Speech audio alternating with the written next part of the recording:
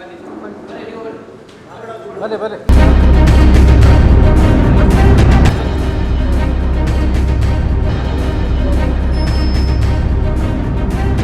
ಶಿವಮೊಗ್ಗದ ತಿಲಕ್ ನಗರದಲ್ಲಿರುವ ಶ್ರೀ ರಾಘವೇಂದ್ರ ಸ್ವಾಮಿ ಸೇವಾ ಸಮಿತಿಗೆ 3 ಅಂತಾರಾಷ್ಟ್ರೀಯ ಐಎಸ್ಒ ಪ್ರಮಾಣೀಕರಣಗಳು ಲಭಿಸಿರುವುದು ಸಮಿತಿಯ ಎಲ್ಲಾ ಸದಸ್ಯರು, ದಾನಿಗಳು ಹಾಗೂ ಭಕ್ತರಿಗೆ ಹೆಮ್ಮೆ ತಂದಿದೆ ಎಂದು ಸಮಿತಿಯ ಕಾರ್ಯದರ್ಶಿ ಎಚ್.ವಿ. ಸುರೇಶ್ ತಿಳಿಸಿದ್ದಾರೆ.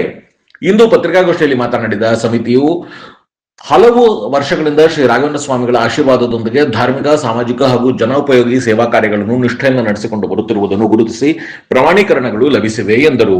ಸಮಿತಿಯು ಗುಣಮಟ್ಟದ ನಿರ್ವಹಣಾ ವ್ಯವಸ್ಥೆ, ಪರಿಸರ ನಿರ್ವಹಣಾ ವ್ಯವಸ್ಥೆ ಹಾಗೂ ಔದ್ಯೋಗಿಕ ಆರೋಗ್ಯ ಮತ್ತು ಸಂರಕ್ಷಣಾ ನಿರ್ವಹಣಾ ವ್ಯವಸ್ಥೆಗಳನ್ನು ಗುರುತಿಸಿ ಈ ಪ್ರಶಸ್ತಿ ಲಭಿಸಿದೆ. ಸಂಸ್ಥೆಯ ಆಡಳಿತದಲ್ಲಿ ಪಾರದರ್ಶಕತೆ, ಗುಣಮಟ್ಟ, ಪರಿಸರ ಕಾಳಜಿ, ಸುರಕ್ಷತೆಯು ಈ ಬಗ್ಗೆ ಸಮಿತಿಯ ಬದ್ಧತೆಯನ್ನು ಜಾಗತಿಕ ಮಟ್ಟದಲ್ಲಿ ದೃಢೀಕರಿಸುವ ಮಾನ್ಯಗಳಿವಾಗಿವೆ ಎಂದರು. ಸಮಿತಿಯು ಮಟ್ಟದ ಸೇವಾ ನಿರ್ವಹಣೆ, ಭಕ್ತರ ಸೇವೆ, ಧಾರ್ಮಿಕ ಹಾಗೂ ಸಾಂಸ್ಕೃತಿಕ ಕಾರ್ಯಕ್ರಮಗಳಿಗೆ ವೈದ್ಯಕೀಯ ಶಿಬಿರಗಳು ಹಾಗೂ ಶಾಲಾ ದತ್ತು ಯೋಜನೆಗಳನ್ನು ಅತ್ಯಂತ ವ್ಯವಸ್ಥಿತವಾಗಿ ನಡೆಸುತ್ತಿರುವುದನ್ನು ಈ ಪ್ರಮಾಣೀಕರಣವು ದೃಢಪಡಿಸಿದೆ. ಮುಂದಿನ ದಿನಗಳಲ್ಲಿ ಇನ್ನಷ್ಟು ಜನಪರ ಸೇವಾ ಮೂಲಕ ಹಾಗೂ ಸಮಾಜಮುಖಿ ಕಾರ್ಯಕ್ರಮಗಳನ್ನು ಹಮ್ಮಿಕೊಂಡು ಸಮಿತಿ ರಾಜ್ಯ ಮತ್ತು ರಾಷ್ಟ್ರ ಮಟ್ಟದಲ್ಲಿ ಸೇವಾ ಸಮಿತಿಗಳನ್ನು ರೂಪಿಸುವ ಸಂಕಲ್ಪವನ್ನು ಹೊಂದಿದ್ದೇವೆ ಎಂದರು.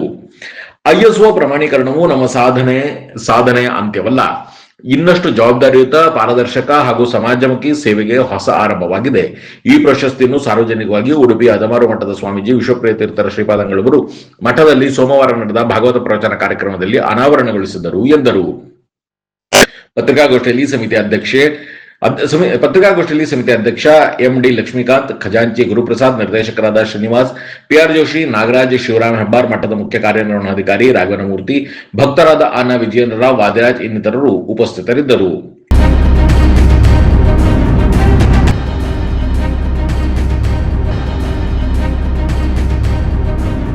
ಒಂದು ಸಣ್ಣ ಬ್ರೇಕ್ ನಂತರ ಸಮಿತಿಯ ಕಾರ್ಯದರ್ಶಿ ಸುರೇಶ್ ಏನ್ ಹೇಳಿದ್ರು ಕೇಳೋಣ ಬನ್ನಿ.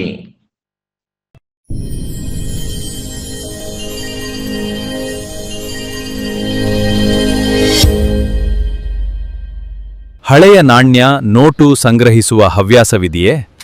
ನಿಮ್ಮ ಹವ್ಯಾಸಗಳೇ ಸೈಬರ್ ವಂಚಕರ ಬಂಡವಾಳ. ಅಜಾಗರೂಕತೆ ಕೆಲವು ವೇಳೆ ನಮ್ಮನ್ನು ಆರ್ಥಿಕ ಸಂಕಷ್ಟಕ್ಕೆ ದೂಡ್ತವೆ. ವಂಚಕರು ಹಳೆಯ ನಾಣ್ಯಗಳಿಗೆ ಲಕ್ಷಾಂತರ ರೂಪಾಯಿ ಕೊಡೋದಾಗಿ ಸುಳ್ಳು ಜಾಹೀರಾತು ನೀಡುತ್ತಾರೆ. ಕುತೂಹಲದಿಂದ ಆ ಲಿಂಕ್ ಕ್ಲಿಕ್ ಮಾಡಿದ ಕೂಡಲೇ ವಂಚನೆಯ ಮೊದಲ ಹಂತ ಶುರು. ವಂಚನೆಯನ್ನು ನಿಜವೆಂದು ಬಿಂಬಿಸಲು ಹಳೆಯ ಕಾಯಿನ್ಗಳೇ ಫೋಟೋ ಒಕ್ಕು ಅಪ್ಲೋಡ್ ಮಾಡಿಸ್ಕೊಂಡು ನಂತರ ಅದಕ್ಕೆ ಕೋಟ್ಯಾಂತರ ರೂಪಾಯಿ ಮೌಲ್ಯ ಇದೆ ಎಂದು ನಂಬಿಕೆ ಹುಟ್ಟಿಸ್ತಾರೆ. ಮೊದಲು registration fees, tax, processing charge ಎಂದು ಮುಂಗಡವಾಗಿ ಹಣ ಪಾವತಿಸಲು ಹೇಳಿ ನಿಮ್ಮಿಂದ ಹಣ ದೋಚುತ್ತಾರೆ. ಆದ್ದರಿಂದ ಇಂತಹ ವಂಚನೆಗಳಿಗೆ ಬಲಿಯಾಗಬೇಡಿ.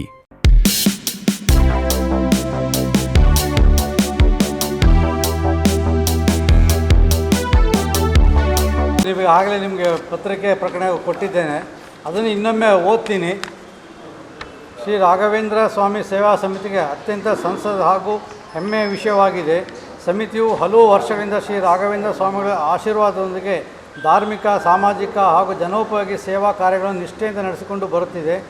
ಈ ಸೇವೆಯನ್ನು ಗುರುತಿಸಿ ನಮ್ಮ ಸಂಸ್ಥೆಗೆ 3 ಅಂತಾರಾಷ್ಟ್ರೀಯ ಐಎಸ್ಒ ಪ್ರಮಾಣಗಳು ಲಭಿಸಿರುವುದು ಸಮಿತಿಯ ಎಲ್ಲ ಸದಸ್ಯರು, ದಾನಿಗಳು ಹಾಗೂ ಭಕ್ತರು ಹೆಮ್ಮೆಯ ವಿಷಯವಾಗಿದೆ.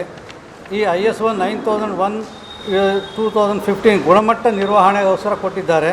ಇನ್ನೊಂದು 14,001/2015 ಇದು ಪರಿಸರ ನಿರ್ವಹಣಾ ವ್ಯವಸ್ಥೆ ಕೊಟ್ಟಿದ್ದಾರೆ.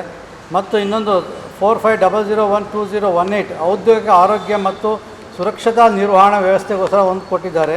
ಈ ಪ್ರಮಾಣಗಳು ಕೇವಲ ಪ್ರಶಸ್ತಿಗಳಲ್ಲ, ಸಂಸ್ಥೆಯ ಆಡಳಿತದಲ್ಲಿ ಪಾರದರ್ಶಕತೆ, ಗುಣಮಟ್ಟ, ಪರಿಸರ ಕಾಳಜಿ ಹಾಗೂ ಸುರಕ್ಷತೆಯ ಬಗ್ಗೆ ನಮ್ಮ ಬದ್ಧತೆಯನ್ನು ಜಾಗತಿಕ ಮಟ್ಟದಲ್ಲಿ ದೃಢೀಕರಿಸುವ ಮಾನ್ಯತೆಗಳಾಗಿವೆ.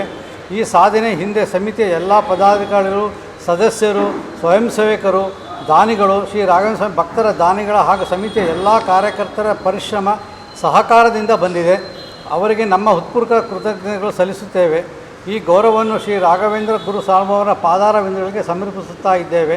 ಶ್ರೀ ರಾಘವೇಂದ್ರ ಸೇವಾ ಸಮಿತಿ ಮಠದ ಸೇವಾ ನಿರ್ವಹಣೆ, ಭಕ್ತರ ಸೇವೆ, ಧಾರ್ಮಿಕ ಹಾಗೂ ಸಾಂಸ್ಕೃತಿಕ ಕಾರ್ಯಕ್ರಮಗಳು, ವೈದ್ಯಕೀಯ ಶಿಬಿರ ಹಾಗೂ ಶಾಲೆ ದತ್ತು ಯೋಜನೆಗಳು ಅತ್ಯಂತ ವ್ಯವಸ್ಥಿತವಾಗಿ ನಡೆಸುತ್ತಿರುವುದು ಈ ಪ್ರಮಾಣೀಕರಣಗಳಿಗೆ ದೃಢಪಡಿಸಿದೆ.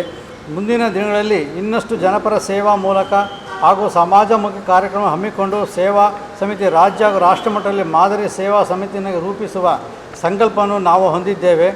ISO ಪ್ರಮಾಣೀಕರಣದ ಸಾರ್ವಜನಿಕರಿಗೆ ಏನು ಪ್ರಯೋಜನವೆಂದರೆ ಸೇವೆಗಳ ಗುಣಮಟ್ಟ ಹೆಚ್ಚಾಗುತ್ತದೆ, ಆಡಳಿತದಲ್ಲಿ ಪಾರದರ್ಶಕತೆ ಮೂಡುತ್ತದೆ, ಸೇವೆಗಳು ನಿಗದಿತ ಮಾನದಂಡದಂತೆ ನಡೆಯುತ್ತವೆ. ಸೇವಾ ಸಮಿತಿಯು ಮುಂದಿನ ಯೋಜನೆಗಳು, ಉಚಿತ ಆರೋಗ್ಯ ಶಿಬಿರಗಳು, ವಿದ್ಯಾರ್ಥಿಗಳ ಶಿಕ್ಷಣ ಸಹಾಯ, ಪರಿಸರ ಸಂರಕ್ಷಣಾ ಕಾರ್ಯಕ್ರಮಗಳು, ಸಾಂಸ್ಕೃತಿಕ ಮತ್ತು ಆಧ್ಯಾತ್ಮಿಕ ಕಾರ್ಯಕ್ರಮ ವಿಸ್ತರಣೆ, ಸಮಾಜ ಸೇವೆ ಯೋಜನೆಗಳ ಹೆಚ್ಚಳ ಮಾಡುವ ಗುರಿ ಇಟ್ಟುಕೊಂಡಿದ್ದೇವೆ.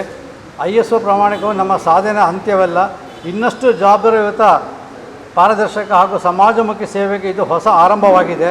ಈ ಪ್ರಶಸ್ತಿಯನ್ನು ಸಾರ್ವಜನಿಕವಾಗಿ ಉಡುಪಿಯ ಅದಮಾರು ಮಠದ ಸ್ವಾಮೀಜಿ ವಿಶ್ವಪ್ರಿಯ ತೀರ್ಥ ಪಾದಂಗಳ ಮಠದಲ್ಲಿ ಸೋಮವಾರ ನಡೆದ ಭಾಗವತ ಪ್ರವಚನ ಕಾರ್ಯಕ್ರಮದಲ್ಲಿ ಅನಾವರಣಗೊಳಿಸಿದರು. ಪತ್ರಿಕಾಗೋಷ್ಠಿಯಲ್ಲಿ ನಮ್ಮ ಅಧ್ಯಕ್ಷರ ಪ್ರಶಸ್ತಿಗೆ ಪ್ರೋಸೆಸ್ಗೆ ಮಿನಿಮಮ್ 6 ತಿಂಗಳು ತೊಗೊತಾರೆ ಅವರು.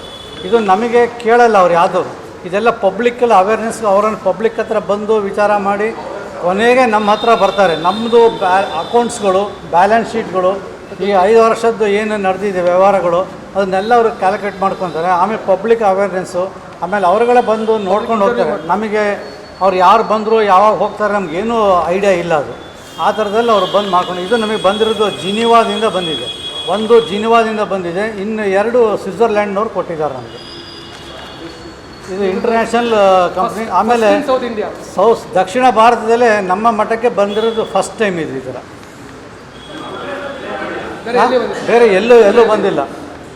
ಇದು ನಮ್ಮದು ಪೂಜಾ ನಡೆಯುತ್ತೆ ಗರ್ಭಗುಡಿಲಿ, ಪ್ರತಿ ದಿವಸ ಪೂಜೆ ನಡೆಯುತ್ತೆ. ಅದರದ್ದು ಇದ್ರ ಬಗ್ಗೆ ತೊಗೊಂಡ್ಯಾರೆ. ಆಮೇಲೆ ಪ್ಲಸ್ ಅಡುಗೆ ಇದು. ಆಮೇಲೆ ಪ್ರತಿ ತಿಂಗಳು ನಾವು ಇಲ್ಲೇನು ಅನ್ನದಾನ ಮಾಡ್ತಾಯಿದ್ದೀವಿ, 2,000 ರಿಂದ 3,000 ಜನ ಅನ್ನದಾನ ಕೊಡ್ತೀವಿ ಪ್ರತಿ ತಿಂಗಳು ಗುರುವಾರ. ಆಮೇಲೆ ಪ್ರತಿ ಗುರುವಾರ ಸಂಜೆ 6 ಗಂಟೆ ನಂತರ ಪಬ್ಲಿಕ್ಕಿಗೆ ಎಲ್ಲರಿಗೂ ಪ್ರಸಾದ ಕೊಡ್ತಾಯಿದ್ದೀವಿ. ಅದು ಕ್ವಾಲಿಟಿ, ಅದ್ರದ್ದು ಗುಣಮಟ್ಟ, ಸರ್ವಿಸ್ ಮಾಡ್ತಿರೋ ಅದ್ರ ಬಗ್ಗೆ ಎಲ್ಲ ನೋಡಿಕೊಂಡೇ ಅವರು ಮಾನದಂಡ ಮಾಡ್ಯಾರ. ಮತ್ತು ಪ್ರತಿ ಗುರುವಾರ 3-4 ಸಾವಿರ ಜನ ಸೇರ್ತಾರೆ. ಬೆಳಿಗ್ಗೆ 4-5 ಸಾವಿರ, ಸಂಜೆ 5-6 ಸಾವಿರ ಜನ ಸೇರ್ತಾರೆ. ಅಷ್ಟು ಜನ ಸೇರಿದಾಗ್ಲೂ ಸೈಲೆನ್ಸು ಕಂಪ್ಲೀಟಾಗಿ ಇದಿರುತ್ತೆ, ಗಲಾಟೆ ಆ ಥರ ಏನೂ ಇರೋಲ್ಲ. ಸೊ ಬಂದಾಗ ಒಂದೇ ಥರ ಎಲ್ಲರೂ ಬಂದು ಹಾಗೆ ಪ್ರದಕ್ಷಿಣೆ ಹಾಕೊಂಡು ಹೋಗ್ತಾರೆ. ಅದನ್ನು ಹಾಗೆ ಮೇಂಟೈನ್ ಮಾಡೋದ್ರಿಂದ